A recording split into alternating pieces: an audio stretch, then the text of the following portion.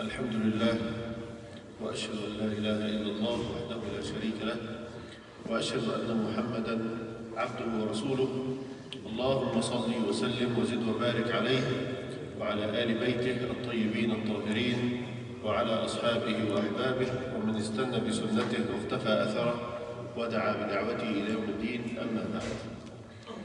The brothers are asking about how can they pray if they are not able to make wudu or even to make tayammum. This situation is repeated with many brothers. If one of them, for instance, is driving his car and he got stuck inside the car in traffic or in a tunnel, so he has no water inside the car and he has no way to make tayammum, and it is time for the salah. How should he deal with this? And I remember we answered this question a few months ago, and no problem to repeat the answer again. The scholars of Islam differ with each other in the answer of this question. And all of them are proving their point by one hadith. This hadith is reported in Sahih al-Imam al-Bukhari and Sahih al-Imam Muslim and narrated by Aisha, the mother of the believers, radiallahu anha. She narrated that she borrowed a necklace from Asma, the daughter of Abu Bakr.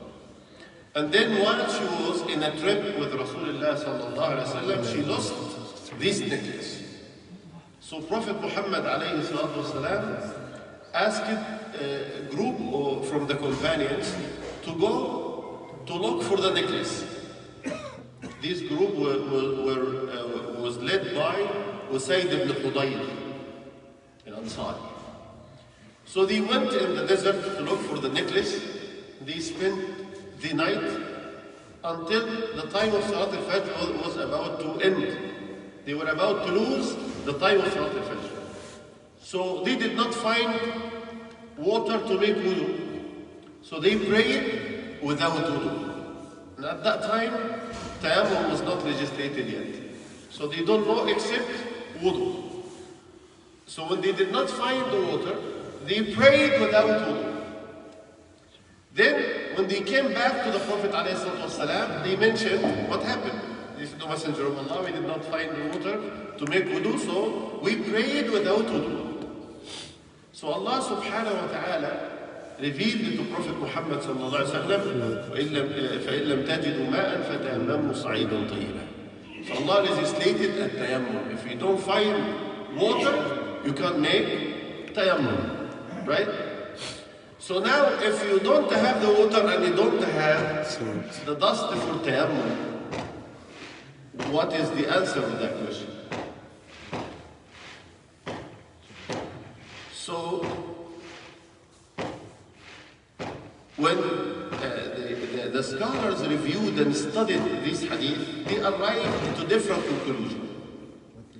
Imam Abu Hanifa, rahimahullah, he said, Allah subhanahu wa ta'ala legislated tayammum because He wants His servants to pray whether with wudu or tayammum. If it was okay to pray without both, He would not legislate the tayammum. If you have water, pray with wudu. If you don't have water for wudu, so pray without nothing. But when the companions they prayed without nothing, Allah subhanahu wa ta'ala corrected that by legislating the tayammum. So that means Allah wants wudu or tayammum. So Abu Hanifa said, if there is no water and no dust for tayammum, so that means don't pray until you find any of them. So this is the understanding of Imam Abu Hanifa, right? So let's say it's time for Asr prayer, and no water and no dust. So Abu Hanifa is telling you, don't do anything until you find any of them. So if you did not find the water or dust for tayammum except after Isha, so at that time you make the wudu or make the tayammum, then pray what you missed. Whether it is Asr, Maghrib and Isha in order, right? And you have an excuse. did not find wudu or tayammum. So Imam Malik, inside the school of Imam Malik, the Maliki madhab, they have 4 opinions inside the Maliki madhab. But mu'tamad al-madhab, or the authentic opinion of Imam himself, is if you did not find the water for wudu and you did not find dust for tayammum until the time finished, so the Imam Malik is saying that you should not pray this prayer at all. At all. Why? They said because the Prophet said alayhi salatu wasalam that Allah does not accept the prayer of any of us except if he made wudu, right? So if Allah will not accept the prayer without wudu, and the time of the salah is passed already, so you are not obligated to do this salah because you was not able to make the purification that is required for that. And they said if the woman has the menses and she has that menses from the beginning of the time until the end of the time, so in Islam she should not make up this salah later because the wudu was not there. So they believe that wudu and purification is a condition for the obligation. A condition of the obligation. But we need to say that the vast majority of the scholars of Islam and even big amount of scholars in the Maliki school rejected the opinion of the Imam. And they said, no, we should not say to any Muslim that if you don't have wudu, water to make wudu, or dust to make tayammum, ignore the salah completely and don't pray it at all. If the time finished or if the time is ended, so this opinion, even many of the Maliki scholars did not agree with it, right? Imam al-Shafi'i, he said different fatwa, right? He said, if you don't have water for wudu or dust for tayammum, pray as is without any of them. But when you find the water later on, repeat the salah. So now, if we give the example of Salat al-Asr, Imam al-Shafi'i is telling you, if you don't have the water or the dust and you waited close to the end of the time, right? So Imam al-Shafi'i is telling you, pray the way you are, and then if you found the water after Salat al-Isha, repeat the Asr. Right? So they said you should pray because the companions prayed Salat al-Fajr without the wudu, and Tayammum was not legislated, and the Prophet did not tell them to repeat the Salah. That means their Salah is correct the way they did it, right? And accepted the way they did it, without any of the purification methods. And Imam Shafi'i said, but because you did not fulfill this condition of purification, once you are able, fulfill and repeat the Salah. Imam Ahmad ibn Hanbal said, in this case, you pray as is without wudu, without tayammum, and you do not repeat the Salah. Why he said you do not repeat the Salah? He said because of this same hadith, the Prophet did not tell the companions to repeat the Salah. Right? When the tayammum was legislated, when they came back for the water, the Prophet did not tell them, repeat the salah. So he accepted the part of the fatwa of Imam Shafi'i when he said, pray as is, without wudu or tayammum, because this is what you are able to do, right? And there is a rule in usul al-fiqh, أن الميسور لا يسقط بالمعصوم. So if you are able, you are obligated to have wudu and obligated to pray. If it's easy for you to pray and wudu is not easy, so do what you are able to do.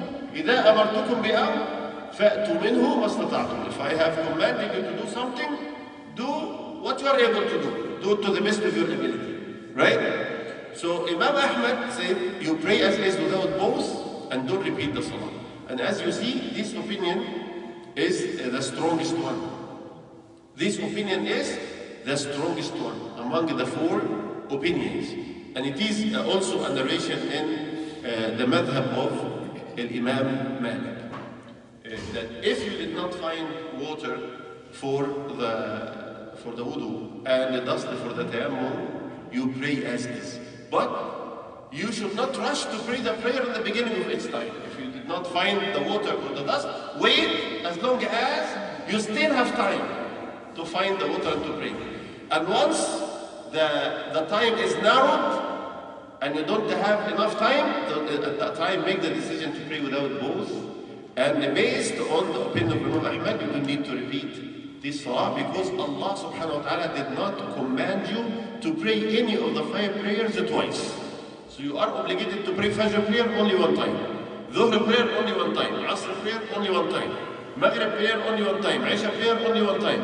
So once you waited to find the water or dust, most of the time of this salah, until the time is narrowed and there is not enough time for you to wait, so then pray without both.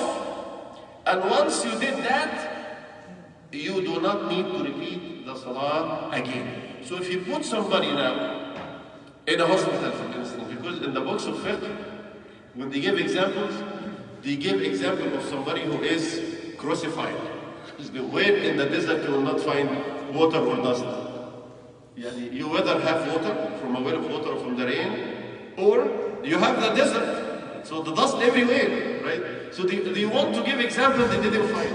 So they said if somebody is arrested by his enemy and crucified, or who is tightened by a rope or something, and they left him like that, without any.